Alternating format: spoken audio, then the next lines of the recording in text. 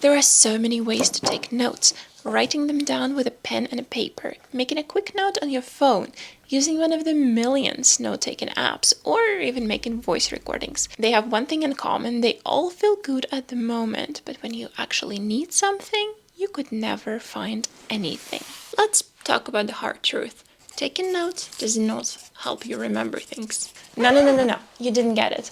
Taking notes doesn't help you remember things. And I'm pretty sure you know what does. The secret is... Just kidding. The secret is you need to actually look at your notes sometimes. It sounds ridiculously simple though, right? So why don't we do it? Well, first of all, there's just too many of them. They're quickly getting outdated. They have too little or too much information. And honestly, who has the time for it? If you have a similar problem with your notes, and you probably do because you did click on this video, leave a comment down below, especially if you're a developer, because with the speed the programming industry is changing, taking notes is a whole other game. Remember that scary screenshot from the beginning of the video? It was not just a joke. This is how I deal with my notes. There is this concept in programming called MapReduce, and it's usually used to process a lot of data. There are two main steps in this process. The first step is to map all of the data in a format that we can understand and work with. And the second step is to reduce the amount of information, which means to take everything that we mapped before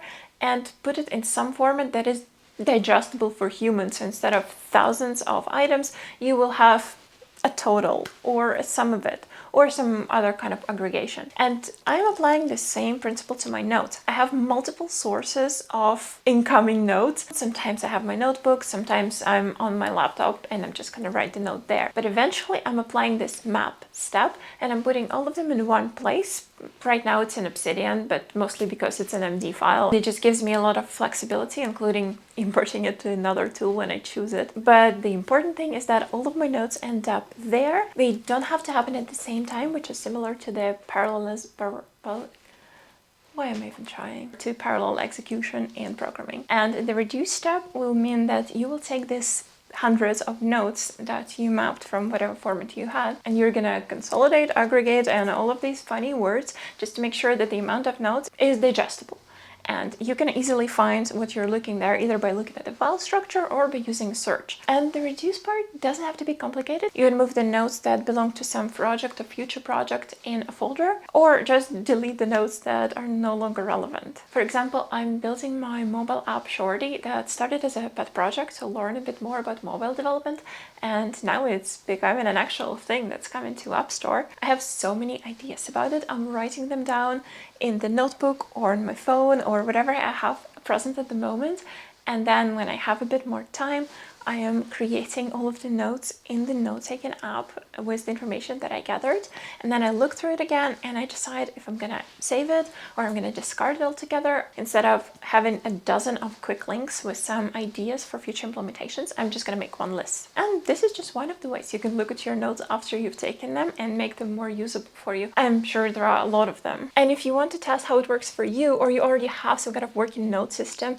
and you want to have an ultimate test to prove that it's working, you have to do a search test. Every time you encounter a problem and you think that the solution might be in your notes, go ahead and search for it. If you cannot find what you need in 30 seconds, your system doesn't work and you have to go back to the drawing board. And the way I realized it is when I was having problems with my local setup, and I knew that I've had this problem multiple times before, and I had not one but few notes describing how to solve this problem, and I could not find them. I didn't use any kind of keywords or just words to help me find this problem later.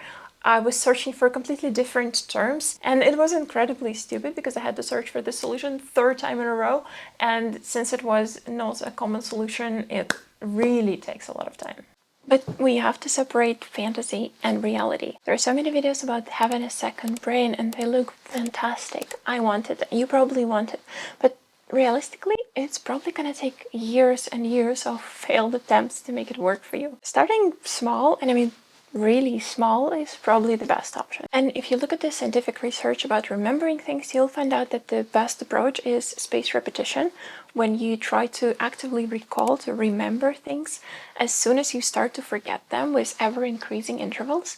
But in reality, you will only use it for things that you actually need to keep in your head 100% of the time. And I'm pretty sure that 90% of the information you're getting is not it. The only concept this I do kind of relate to is weekly reviews, when you sit down once a week and you go through everything you have and try to make sense of it. But in reality, having a dedicated time never worked for me, so I just do it whenever I can, whether it is every day or once in 3 months. But if you just watch this video and you're not going to change anything in your life, then you just wasted your time, so let's not do that. What can you do? What is the smallest thing you can do next to make sure that you're actually looking at your notes sometimes and you're not just wasting time taking them? The first thing you can do is identify the problem that you keep looking up all of the time, and it's taking more time than just a quick Google search. To give you an example, for me, it would be pruning local branches and remote branches that are older than certain date.